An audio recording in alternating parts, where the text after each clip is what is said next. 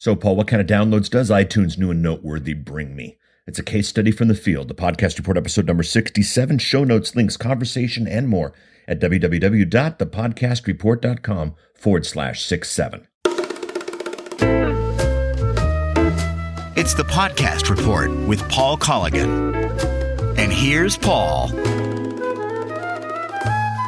The big idea is not a new one. You, not iTunes, are the best chance at growing your podcast audience. We've chatted about this before, but I've got some interesting numbers that kind of, bring a little bit more clarity to the whole issue. Hey, this is Paul Colligan, podcaster, obviously. You're listening to my podcast. I'm also an author and podcasting consultant. I've been doing this since the beginning. I love the industry. I have since day one. You are a podcaster looking to make your podcast a real business or do more business because of your podcast. That's why you're listening to this show. This show has never been a massive play. You won't see me in on any top 10 lists of X, but it's always been a deep one. You, the podcaster, need information, need numbers, and I've got them for you this week, and let's have some fun with it. First, a drive-through coffee story. 20 years ago, I was in my office. I was making websites at the time, very beginning of web design as a business. I've always been a bit early to things. And well, this woman walks in and she's got this drive-through coffee stand, big in Portland. She'd taken one of the old photo mats. Boy, I dated myself there. And she'd taken an old photo mat. She'd made it a drive-through espresso stand, and she wanted a website. And I asked her, why do you want a website? She said, well, because when people are searching the internet, and remember, this is pre-Google. This is Yahoo. When people search the internet looking for drive-through espresso stands, I want them to find me. And I'm like, no, look, nobody ever is going to search the internet looking for a drive-through espresso stand. They're going to be driving down a street and they're going to see a drive-through espresso stand. You have to match your message to your market. It's been that way for the last 20 years. It's been that way for the last 200 years. And I told her, I said, you don't need a website. You need coupons. You need a big sign. You need attractive building, anything you can do to make your drive-through espresso stand better. She said, no. I need a website. I need a website. Well, I wouldn't offer it to her. It would have been a waste of her money. It would have been wrong to do. And sadly, she calls me a couple of days later and says, well, I found somebody who would make me a website. Well, of course, there's somebody to make it for you. Doesn't mean that it's right. Doesn't mean that it's smart. Doesn't mean that it's strategic. And it's funny because although this story is 20 years ago, boy, it reminds me of podcasting more and more and more. So why this topic? And Paul, what does this have to do about iTunes New and Noteworthy? I've chatted about it before. It's certainly a popular topic, but I have some real numbers. I did a campaign for one of my clients. I've got permission not to share the name of the campaign, but I can share with you the numbers of the campaign. And as a result, I think it would be really fascinating for you. My clients are all buzzing about this kind of thing. Everybody I work with, everybody wants to be a new and notable. Everybody's looking for new and notable. Every time I call, they know nothing about podcasting, but they want to know about new and notable. What does new and notable mean? How do you get there? What do you do with it? And, gosh darn it, it's always good to have the right numbers. I reached out to some podcasters, and in the link here in the show notes at podcastreport.com/67, I have a listing over at the podcasting community at Google+, asking people what they would say for those who are obsessed with new and notable. I emailed Rob Walsh over at Libsyn, and I asked Rob about it. He's always witty, and he basically said, look, if the reason you're getting a new and notable is to get a screenshot so that you can scam other people into, being on your show or advertising on your show or something like that, might as well just take Photoshop yourself in and not go through the effort, which is a fascinating, very Rob type of thing to say. But what's interesting is really for me, the only thing sadder than a scam is a scam that doesn't work. People put so much time and effort and then they say things that are wrong and it just doesn't work that way. So the numbers. I ran a video podcast up the charts in a small room on Saturday, 10/3, October 3rd. We did a little bit of social on October 4th. It wasn't even strategic social. It was just social that kind of supported what happened in the room. About 250 people in the room. Not all of them had iPhones, obviously. Not all of them took action, but we were able to get a number one in our sub tier. We were able to get a number two in our tier. And we didn't go into the deeper list at all. It was just sort of a small thing.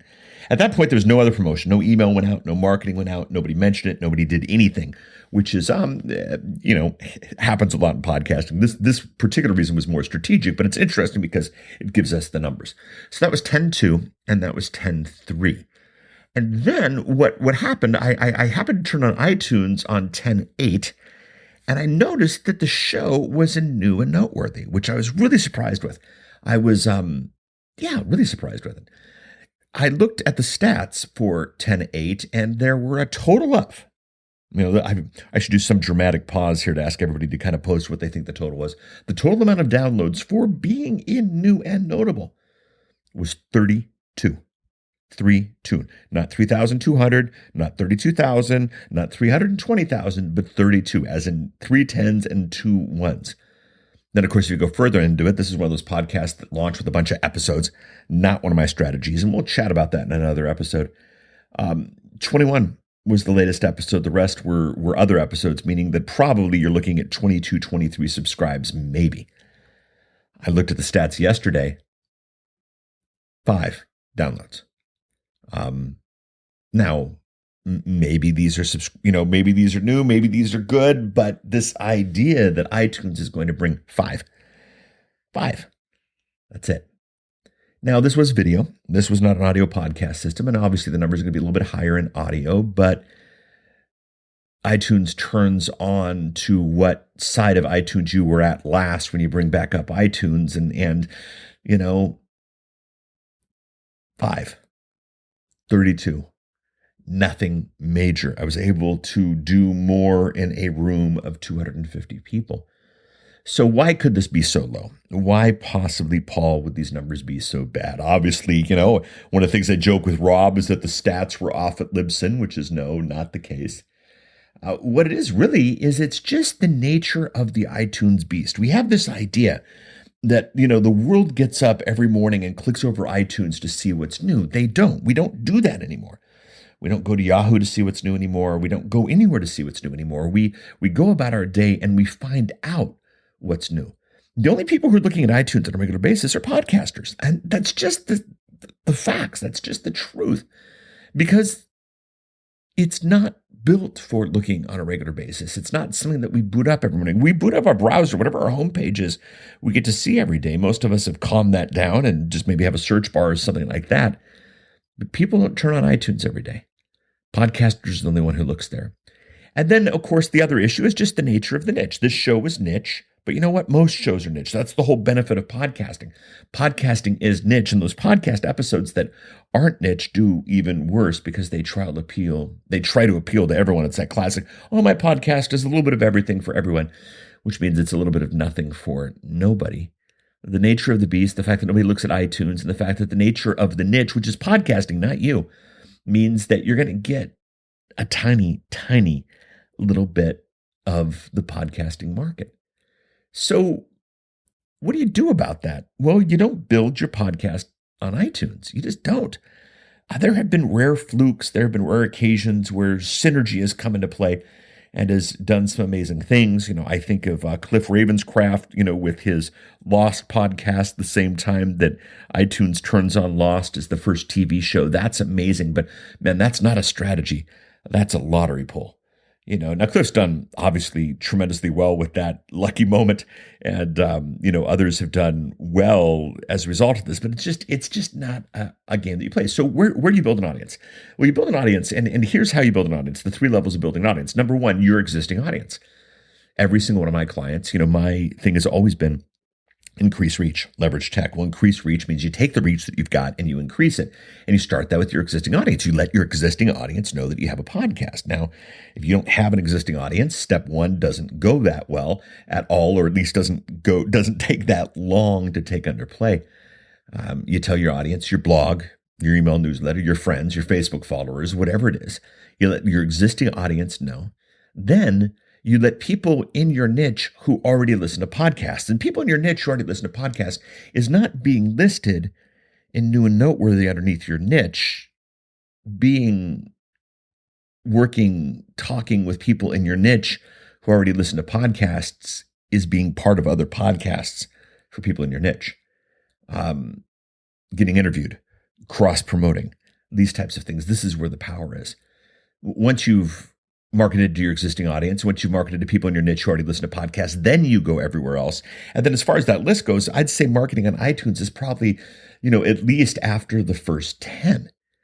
You don't expect iTunes to build your audience any more than you expect the phone book to build your audience. It's just what it is.